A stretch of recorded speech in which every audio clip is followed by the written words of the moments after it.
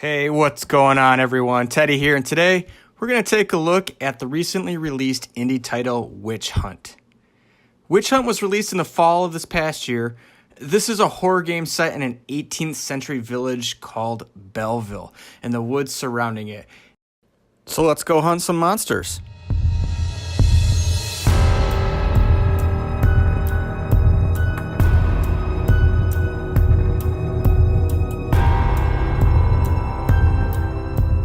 As always, if you liked the video, please leave a thumbs up, subscribe, hit that bell for future content, and leave a comment below.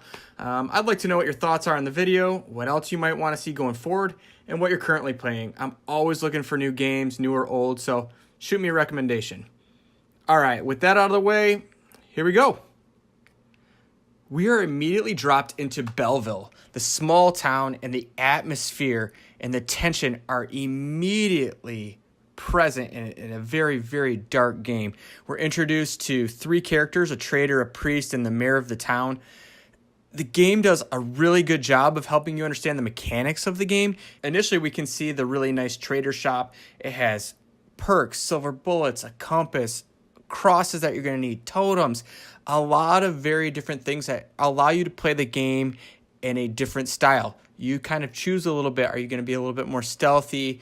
Do you want to be a little bit more aggressive? You can improve your health. You can, go guns blazing and just buy as many bullets as possible and try and shoot some more things. It really lets you kind of see the depth of the game, and it's pretty impressive.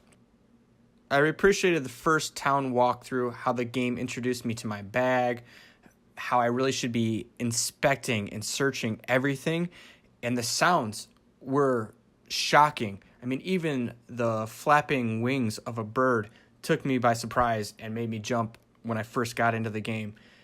So after going around and meeting these three characters and understanding kind of how they play their roles, you get to cross the bridge. And when you cross that bridge, you really need to be prepared because it's pretty frightening. I died a lot when I first started. It took me a little bit to get used to the shooting, the range of the weapons, the reloading speeds of the weapons, and again, the sounds. And I'm going to talk about the sounds a lot. The sounds are everywhere. Witch Hunt does a really nice job of giving us enemy variation as well. It also, again, gives you that sound variation to keep the game interesting a little bit longer than some of the other games I've played. Off the top of my head, on the creature side, there are whispers, bone creatures, dogs, zombies, these red entities that you can't even look at them. And of course, I mean, come on, there's the main monster you're hunting at the certain point, which all these other ones are just getting in your way. And it's really, really fun. Going back to the sounds, there are creepy sounds everywhere. The trees are making sounds that sound like creatures and throw you off a little bit. The wind, after you kill something, comes like shooting through. It almost sounds like a freight train coming to get you, and it's so cool. It sounds like the wind is after you. And I've got to say, a simple heartbeat mechanic as the tracking system for the main monster is so brilliant, and it works perfectly with how dark the forest is, the environment, the evil creatures, just the atmosphere as a whole. Amazing that something so simple can work so well. As you progress, you'll find these save stones. You're going to find treasures, a way to make money. You're going to find chests and other things that need to be unlocked. So you need to go find lockpicks. You need to find a map. I recommend upgrading a lockpick perk. Maybe you don't need to do it your first time through just so you can survive a little bit better. But I got to tell you, I blew through so many lockpicks without upgrading, and it just caused me a headache. Probably 75, 80, maybe even I'm under-exaggerating. Maybe it's more like 85, 90% of my lockpicks broke. One thing that you're also going to have to get used to, and I think is a really fun aspect of the game, are the mana abilities, your mana portion that you have to pay attention to. After you kill things, you'll be able to walk through them. They'll have a blue aura, which is a mana kind of regeneration. You need that mana to save at these save stones. You need it to use your dark vision, which allows you to see what the monster is currently seeing. It really is quite impressive. And again, get that map. If you can search for a map, get that map, get it in your hands. Even if you don't have the compass yet, you're going to want a map, especially with a couple of key points that you're going to be able to start to recognize going through the woods.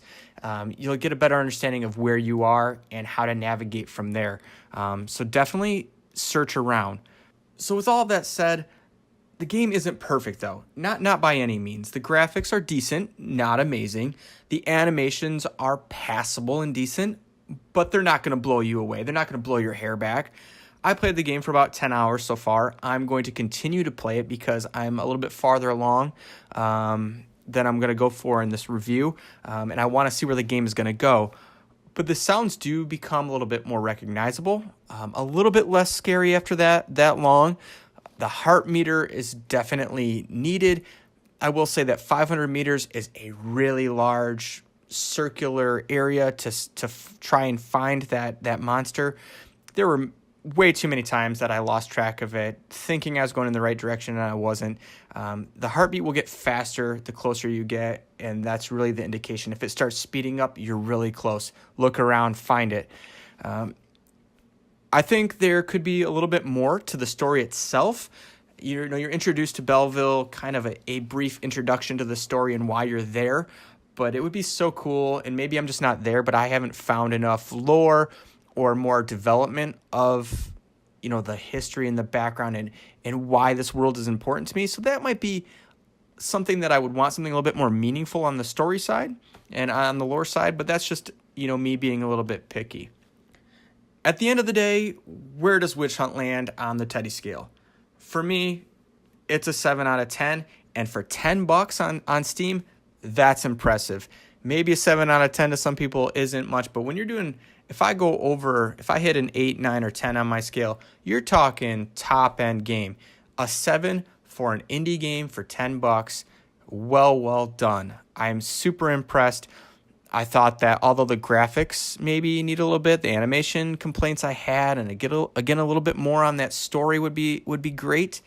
This first night I played this, no joke, the hair was standing up on my arms at least 5 times. I was constantly on edge, nervous about what I was going to run into.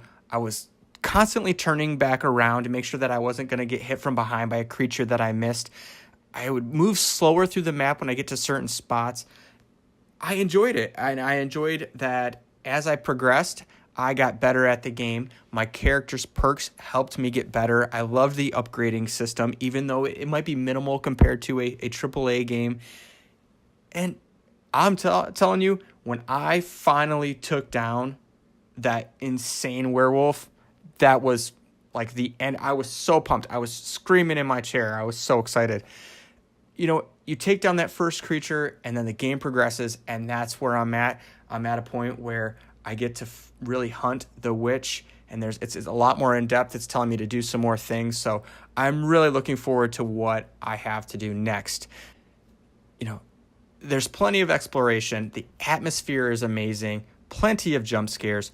If you love the horror genre, I would say 100% download this game for $10. It's nothing. I really enjoyed it, and I'm going to continue to play it and see where it goes. So that's going to do it for me, guys. Take a closer look, please, if you would, at my social media accounts on Twitch, Twitter, and Instagram. Again, leave a comment below. As I said earlier, I'm always looking for new games. I love to hear your feedback. I'm getting a little bit better at these YouTube videos and always look for recommendations. I'm both getting better and improving as a content creator, but also would love to get your ideas on some new games to jump into. I like the horror genre. I like where I'm going on the indie games, but I always love to hear what you guys are doing as well.